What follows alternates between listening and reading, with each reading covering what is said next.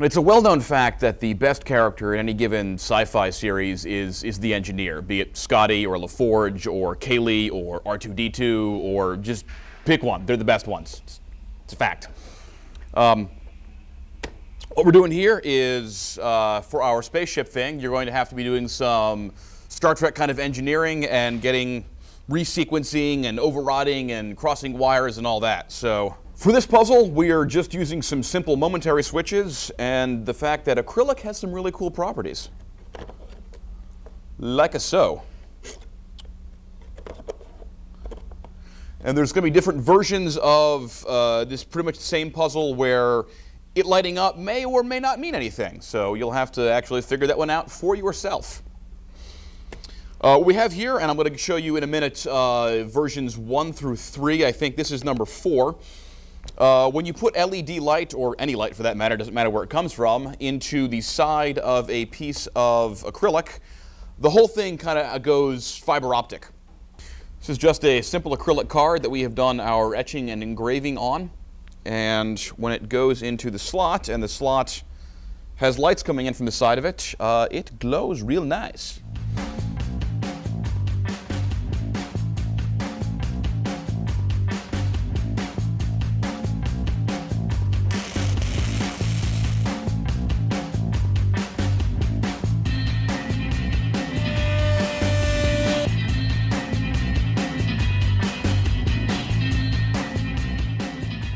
Quick rundown of the version history. This is one of the last surviving pieces of version 1. Problem with this is the card just wasn't big enough, so you have these tabs here, and our momentary switches were too large so that you might have some false positives where this tooth can hit a button that's meant for that gap over there. So that got scrapped, and we made them bigger. Version 2, this is where we started adding the LEDs, because LEDs are cool. This isn't powered up, so we're not going to be able to show you all of that right now because I'm not going to power it up. We've got two 3-volt LEDs in here, and you have your switches, one of which will turn on the LEDs, one of which would operate something in the puzzle, which I can't tell you about. And the LEDs, just two 3-volt LEDs, wasn't really quite bright enough to really make that acrylic glow. Other problem with this is the relays and all of the locks I'm using tend to be 12 volts, which means that I would have needed a separate power supply for the LEDs and for the locks, which we can do with relays and the Arduino and all of that, but things are much simpler if everything is on the same voltage. So we got rid of this guy, version 2, gave way to version 3. Version 3, we are using LED tapes that we've been using in a lot of other projects. They're a little more expensive than just plain LEDs. Nice thing is, as I just mentioned, and it's sticking there, as I just mentioned, they are 12 volts, and they also come with their own resistors built in. So there's no extra wiring up. You just plug your red and black wires into voltage and ground, and they work. And this guy worked pretty well. You can see we added a track here so that our cards can have a kind of a fin on them to make them unidirectional, so you can't put in a card backwards and cheat the game that way. It has to be the right card in the right slot. Same thing, we have 2 switches here. One switch will turn on an LED regardless of if you're right or not, and the other switch will actually operate the puzzle if you figured out what's supposed to be where. Slight variant between version 3 and version 4. The tracks that we cut in here to take the LED tapes, we're using 1/4-inch MDF, and the LED tapes are 3/8, so they needed to be notched out, and I'll show you that in a second on version 4. They could potentially, over wear and time with cards going in and out of there, these could have gotten knocked loose. So in going to version 4, he's got little curl tabs in there so that when the LED tape goes in there, it kind of tucks back inside the box and it all becomes pretty self-contained, so that even if the glue on the tape fails, it's just mechanically locked in there, which is a good thing to do. This is version 4, and this is what we're going with. He's got a little disk drive thing there. The buildup. We got a plate here with some black paint on it, such that when you put in the first real meat piece, Get down there. There we go. Get. All right. This is all black. You're not going to be seeing MDF in the actual piece. So this is the base plate. It's got a bunch of holes pre-drilled in it, already kind of painted black. We've got some pins in there such that any one of these plates can be used for any number of switches in any of the 5 positions that we have available on this game. This horseshoe piece here is what's going to actually house the LED tapes. Our LED tapes, these are ambers. I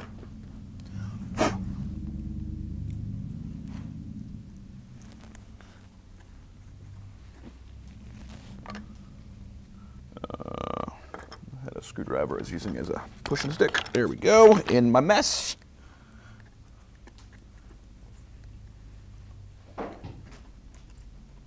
And he's going to try to curl out of there, but he can't.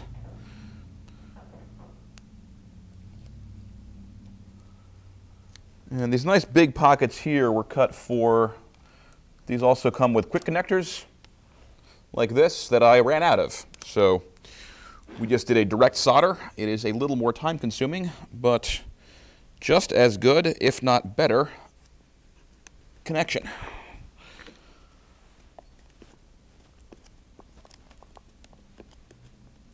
So there's our LEDs.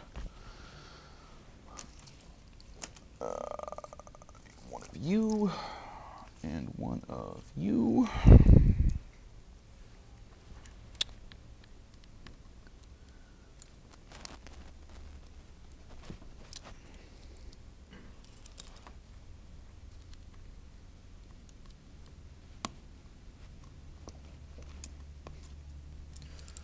So those are nice and secure.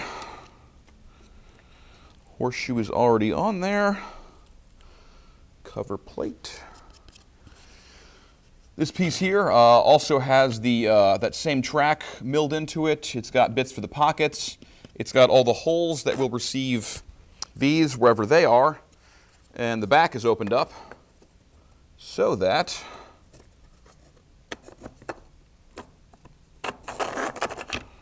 all the wires come out rather nicely.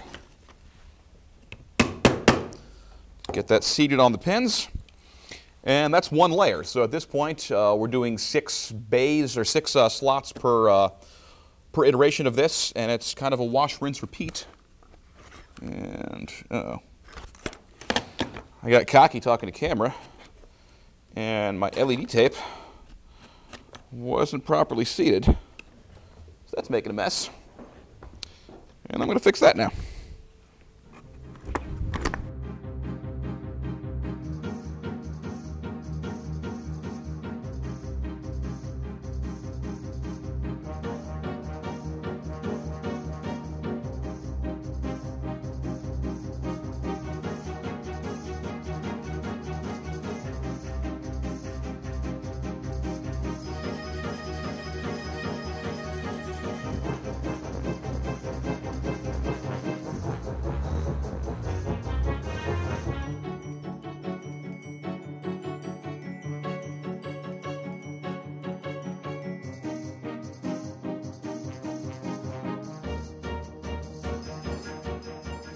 We will using this on our, still working through the exact plans on this game. There will be 3 of these and maybe some similar stuff elsewhere because we already have all of this stuff prototyped up and it works really well. And these switches that we're using, they have a common, a normally open, and a normally closed.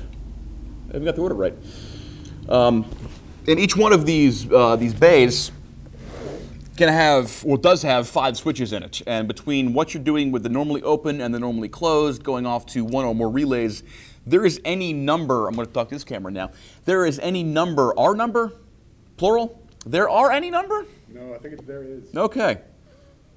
There is a large number of things you can do with just this one setup and how the cards are marked and various clues on that one. So this mechanism, I think, is going to see some more life in future games because I like it and we spent a lot of time on it already.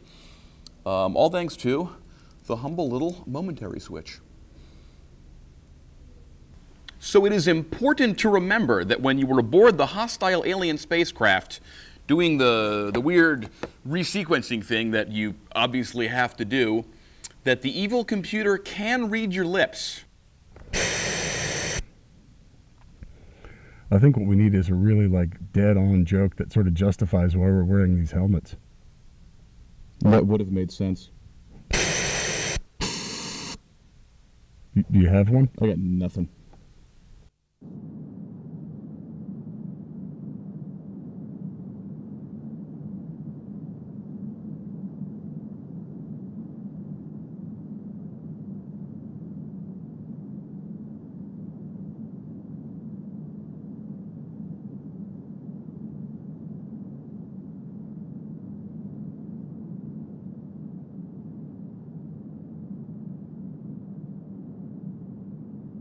And so you should talk into your hand or do something like that. Maybe sign language? No, I can see that too. It's not going to work. That's a terrible idea. Scrap that. This gray Sintra panel is the first part of the access hatch that all of this will be soon built into.